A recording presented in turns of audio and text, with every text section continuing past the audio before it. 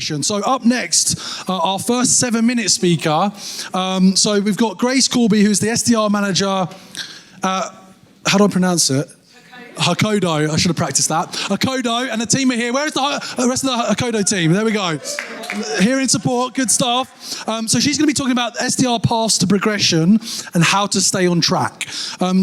Just to give a little bit of a background, she was actually a teacher before moving into the sales profession. So she's obviously invested in supporting and developing her people.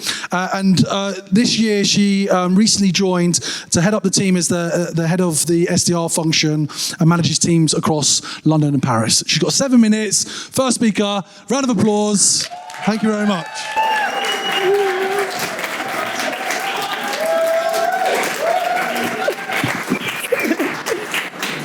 Thank you so much for the intro, James. It's an absolute privilege to be asked to speak here tonight, especially alongside so many amazing salespeople and sales leaders. So thank you.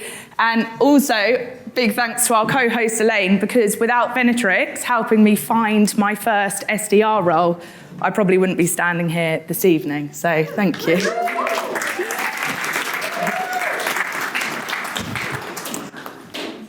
So there's 2 key points that I'm going to talk about tonight. The first is for our SDRs in the room. How do you identify the right career path for you? And what do you do to help yourself stay on track? And the second point is for our SDR leaders and our aspiring leaders in the room. How do you create a framework or a career progression framework that really enables your team to do better and to level up and to get promoted? So as James mentioned briefly there, I did spend the first 4 years of my career as a secondary school teacher. And most people are quite confused, like, why did you go from teaching into sales? It's a bit strange. As a sales leader, there's so many similarities. So both are very target-driven. Both rely on the performance of your team as a marker for your success. And both require a lot of planning, training, coaching, mentoring. And that's the part that I'm going to talk about this evening. So first up, over to our SDRs. What can you do to really help yourself stay on track? I don't know about all of you, but when I first started out as an SDR, I joined a fast-growing startup. I was about the 5th or 6th SDR there, and there was very little career progression framework in place at the time. I didn't have one-to-ones. I didn't really know where the next step was, and it can be quite daunting to begin with, but it's a great opportunity to really take control of your career development and work out what path is right for you. As an SDR, we all know the first thing we've got to do is smash our target month in, month out, make it repeatable, and really know our job like the back of our hand. But once you're doing that, month in, month out, you'll start to look to the next thing. And there's so many options here. So lots of people go into closing roles and think that that is kind of the only option. I've seen SDRs go into RevOps roles, customer success, partnerships, marketing, leadership roles, like I did. There's so many options out there. And if you're sitting here this evening unsure about what's the right role for you or what career path you want, I'd really recommend spend some time shadowing other people in your organization, see what their day-to-day looks like, and really learn a bit more about their roles, and talk to your managers about what you want to do. If you're unsure, tell them you're unsure. Let them help you find the right career path for you. You can only really identify it through communication. Now, over to our SDR managers.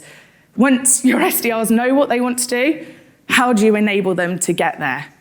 I was reading a Bridge Group report a couple of weeks ago, which mentioned that the average tenure of an SDR was just 18 months. It's not very long. And that's one of the biggest obstacles that we face as sales leaders, that really high attrition of SDRs. And the best way to overcome it is to give your SDRs a clear framework, mapped out. They know what they need to achieve. They know they've got progression within your company, and they are able to hit targets and move forward. So this was actually one of the first tasks I was given when I joined Hokodo earlier this year. I was lucky enough to inherit a really high-performing team with some long-standing SDRs that were ready to be promoted. So I spoke to the team and first of all understood where they wanted to go. And our top performers were most interested in closing roles. So that's the career path that I prioritized mapping out. It would be great to do everything at once, but it's not always possible. So I started with that, and I looked at what the top AEs were doing, where their skills were, what training they had had, and I worked backwards to create a framework where that essentially mapped out the skills, the additional responsibilities, the pay rise, which I think we all care about, and the targets that would go alongside a promotion. So at that point, a massive Excel document, which are more than, I could talk about it all evening, but I think I'll just say, if you're interested in seeing it, reach out to me afterwards. Happy to share it with you, and you can take a look. But once I'd mapped out all of the skills that we needed, I broke the team into 3 levels. So we had our SDRs, our senior SDRs, our associate AEs, and our AEs. And I created a clear framework and criteria that you had to hit in order to move to the next level. And I did that by thinking about what conversion rate they needed to get, how many months in a row they needed to hit target, what activities they needed to do, and how accurately they needed to be able to forecast. So what are my key takeaways for this evening? As an SDR manager, don't try and reinvent the wheel. Look at the resources that you've got in your company and in your network. We're sat here tonight with, 200 amazing salespeople. I'm sure lots of us in the room have our own progression frameworks. Let's share them and look at each other's. Look at what you've got in your company and use that as your basis to work from. Or you can go and speak with Jamie, because I'm sure he'll have some great frameworks for you. As an SDR, take control of your own career progression, talk to your manager, communicate openly, and use the people in your network to find out what other roles look like. And finally, progression isn't linear. It doesn't always go from one role to the next. So stick with it, work out what you want to do, and communicate, and you will get there. My final bit is a little bit cheeky here, I'm sorry. What am I on, 8.5? I am hiring, so